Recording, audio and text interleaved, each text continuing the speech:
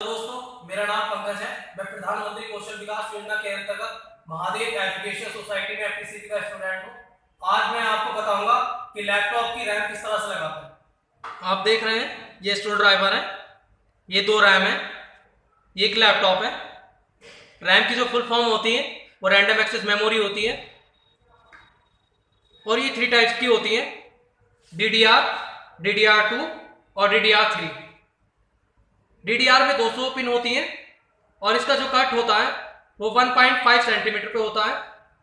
DDR2 जो RAM होती है उसमें भी 200 पिन होती हैं और इसका कट जो होता है 1.6 सेंटीमीटर पे होता है। DDR3 जो रैम होती है उसमें 204 पिन होती हैं और इसका जो कट होता है 2.48 सेंटीमीटर पे होता है। लैपटॉप के बैक साइड में जाएंगे और रैम के बैक कवर को स्क्रू ड्राइवर की हेल्प से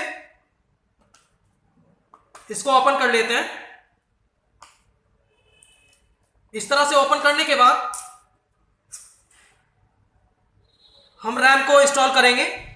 ये हमारी DDR2 रैम है और इसके कट को और नॉच को मैच करते हुए इस तरह से हम इसको इंस्टॉल करते हैं और हल्का सा पुश कर देते हैं और ये हमारी रैम इसमें इंस्टॉल हो जाती है। इसी तरह से हम दूसरी रैम को लगाएंगे, इसके कट और नॉच को मैच करते हुए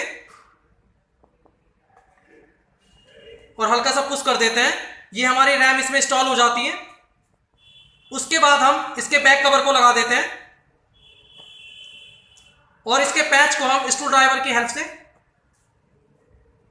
कस देते हैं।